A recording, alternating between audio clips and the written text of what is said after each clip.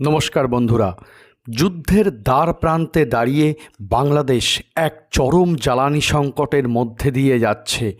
গত কয়েক মাসে আমরা দেখেছি দেশে বিদ্যুৎ বিভ্রাট এবং তেলের তীব্র সংকট। আশ্চর্যের বিষয় হলো কিছুদিন আগেই বাংলাদেশের এক শ্রেণীর মানুষের মধ্যে ভারত বিরোধিতা বা ইন্ডিয়া আউট ক্যাম্পেনের জোয়ার দেখা গিয়েছিল, কিন্তু আজ যখন দেশ অন্ধকারে ডুবে যাওয়ার উপক্রম, তখন সাহায্যের হাত বাড়িয়ে দিয়েছে সেই প্রতিবেশী দেশ ভারত। আজ আমরা আলোচনা করব ভারতের এই জ্বালানি সরবরাহ কি বাংলাদেশের সংকট মেটাতে পারবে, আর ভবিষ্যতে এই দুই দেশের সম্পর্ক কোন দিকে মোড় নিচ্ছে। কিছুদিন আগেও সোশ্যাল মিডিয়ায় আমরা দেখেছি বয়কটের ডাক। পণ্য থেকে শুরু করে কূটনৈতিক সম্পর্ক সব কিছুতেই একটা নেতিবাচক সুর ছিল, কিন্তু আবেগ আর ভূ রাজনীতি সবসময় এক পথে চলে না। বাংলাদেশ বর্তমানে তীব্র বৈদেশিক সংকটে ভুগছে, যার সরাসরি প্রভাব পড়ছে জ্বালানি আমদানিতে। আন্তর্জাতিক বাজার থেকে চড়া দামে তেল কেনা যখন কঠিন হয়ে পড়ছে, তখন ভারতের পাঠানো ডিজেল ও জ্বালানি তেল বাংলাদেশের জন্য লাইফলাইন হিসাবে কাজ করছে।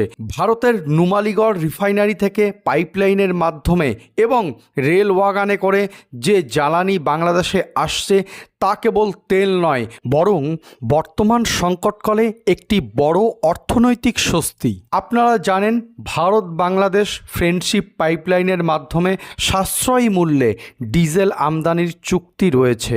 সম্প্রতি ভারত থেকে পাঠানো বিপুল পরিমাণ জ্বালানি বাংলাদেশের বিদ্যুৎ কেন্দ্রগুলো সচল রাখতে এবং কৃষিকাজে সেচের জন্য অত্যন্ত গুরুত্বপূর্ণ ভূমিকা পালন করছে।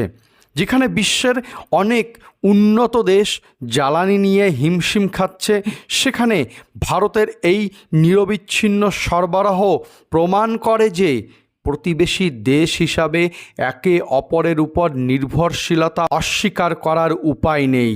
এখন প্রশ্ন জাগে, এই সহযোগিতার পর ভারত বাংলাদেশ সম্পর্ক কি আগের জায়গায় ফিরবে? এখানে তিনটি বিষয় মনে রাখতে হবে। প্রথমত, ভারত বাংলাদেশ অর্থনীতি একে অপরের সঙ্গে অঙ্গাঙ্গিভাবে জড়িত। ট্রানজিট, কানেক্টিভিটি এবং বিদ্যুৎ, এই তিনটি ক্ষেত্রে ভারত ছাড়া বাংলাদেশের বিকল্প খুঁজে পাওয়া কঠিন।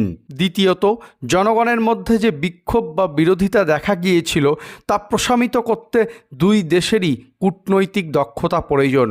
ভারতের উচিত বাংলাদেশের সাধারণ মানুষের সেন্টিমেন্টকে গুরুত্ব দেওয়া, আর বাংলাদেশের উচিত আবেগের বদলে জাতীয় স্বার্থকে প্রাধান্য দেওয়া।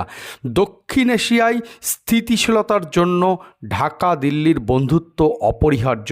চীন বা অন্যান্য শক্তির প্রভাব থাকলেও ভৌগোলিক কারণে ভারতের সাথে সুসম্পর্ক রাখা বাংলাদেশের জন্য কৌশলগত বাধ্যবাধকতা। শেষ কথা হলো, রাজনীতিতে স্থায়ী শত্রু বা মিত্র বলে কিছু নেই, থাকে কেবল জাতীয় স্বার্থ। আজ ভারত যে জ্বালানি পাঠিয়েছে, তা বাংলাদেশের সাধারণ মানুষের কষ্ট লাঘব করেছে। ভবিষ্যতের সম্পর্কটা হতে হবে মর্যাদা এবং পারস্পরিক উন্নয়নের ভিত্তিতে। আপনার কি মনে হয়, ভারতের এই জ্বালানি সহায়তা কি দুই দেশের তিক্ততা কমাতে সাহায্য করবে? কমেন্ট বক্সে আপনার মতামত অবশ্যই জানান। ভিডিওটি ভালো লাগলে লাইক এবং শেয়ার করতে ভুলবেন না। ধন্যবাদ।